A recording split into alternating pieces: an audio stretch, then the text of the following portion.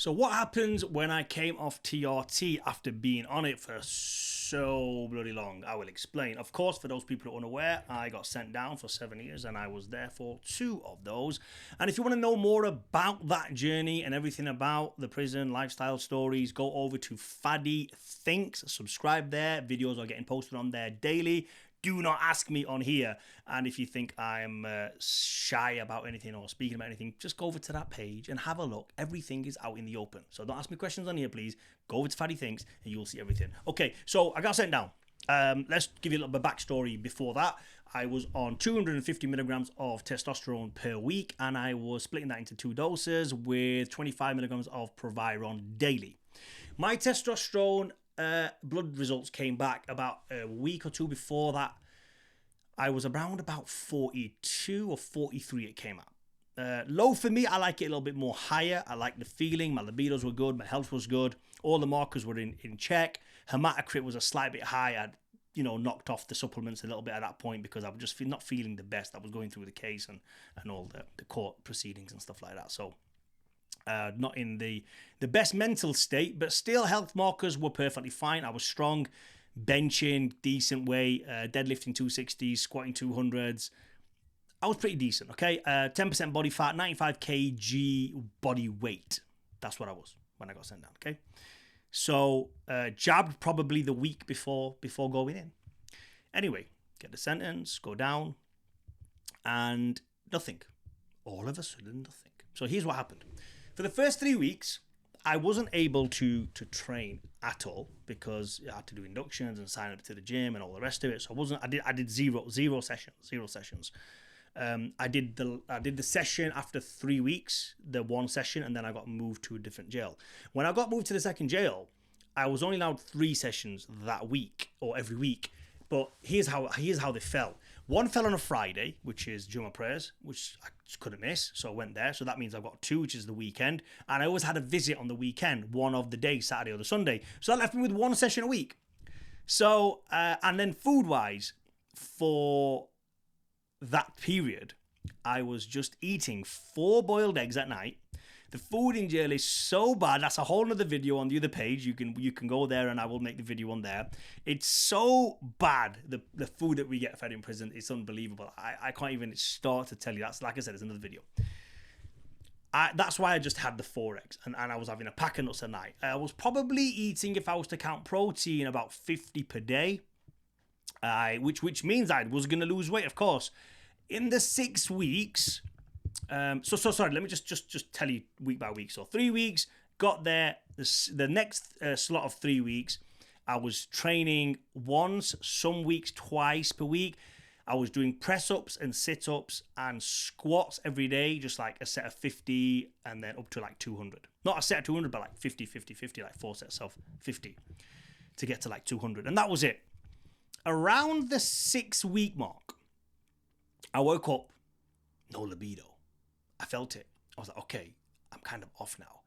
My arms, when I was training, they just weren't getting the pump and the sensation you normally do when you're on. So it took about 6 weeks for everything to go down. And I was like, okay, now I think I'm natty because I felt it. At this point, I'd lost about 6 kilos. So my body weight was like 88, 89. 6 weeks on, 6 kilo down. Not lifting heavy weights. When your body is in a phase to hold muscle, you need to give it some stimulus. Even if you're not giving it the nutrients, just by giving it stimulus with weights and heavy weights, it will hold on to some sort of muscle mass. Eventually, there's going to be a point where it's going to have to give and it's going to be like, listen, I can't hold on any more muscle mass. I'm going to have to start tearing the muscle fiber down as energy to use as a repair muscle, which is a little bit counterproductive because you shouldn't really be doing that. But I had no other choice. That was all I was given. So I wasn't training for strength. I didn't do any of the high intensity cardio stuff. A couple of guys got me into the burpees. I hated it. Wasn't really my thing. A couple of guys were like, yeah, we'll bang out X amount of press ups in X amount of time. Wasn't really feeling it. I just used to do my straight sets, leave it, and that was it. Couldn't really be asked doing too much. I really got into reading books. My life just became reading books, press ups, and that was it. I didn't do any, and I literally mean just reading. That was all I did for like 12, sometimes 14 hours a day, just read. And then obviously I had a job, and that was it. So 6 weeks later, hardly any sessions, I got called to the medical department that said, hey, we need to do a checkup on you. And I says, yeah. I says, listen, can you do me a blood test? They went, yeah, no problem. We'll book you on in 2 weeks. So I was like, perfect. 8 weeks later, I'm going to get a blood test, which means I'd like to see exactly what's going on the inside. Had the blood test. About a week later, got the results. They said everything's fine. I said, no, I know they're fine, but can I get a printout? I have to request a printout. Anyway, they waited a little bit. They always do. They printed it out eventually. They give me it. They send it in a little letter. I got it. I was like, yes, buzzing. It was like Christmas morning opening a present up. I was reading my blood work. It's so crazy. I love reading my blood work.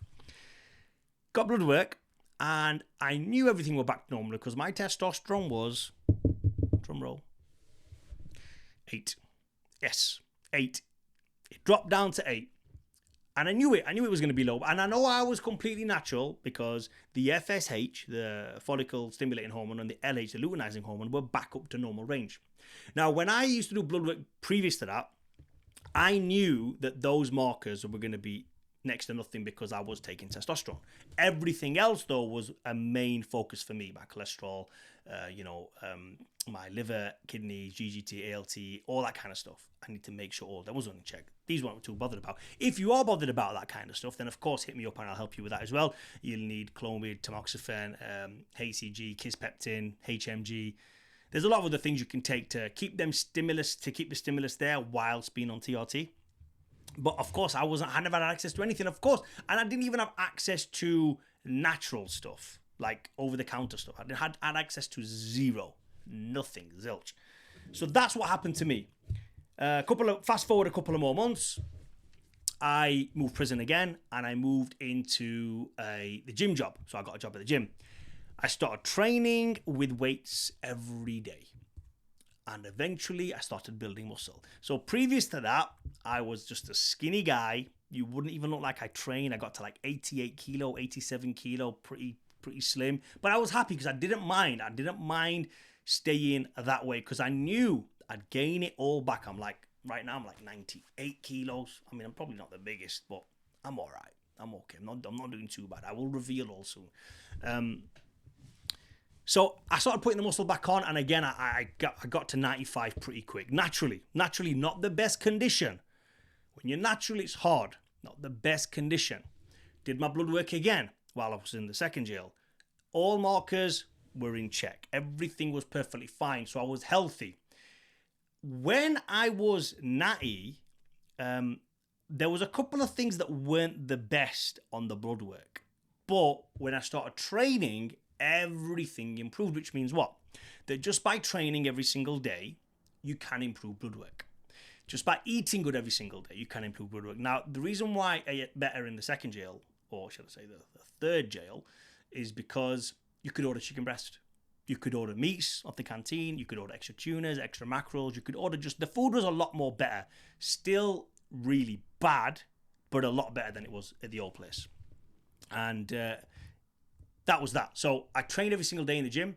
The main thing that I felt was recovery. That was a big thing for me, recovery. When I was training, doing my cardio every single day, doing the mobility every single day, because like I said, I worked in the gym, I really suffered with recovery. Recovery was the hardest thing for me. Like, I used to wake up in aches and pains and be like, oh, what can I do here? And I used to stretch and eat the right food and take the right supplementation.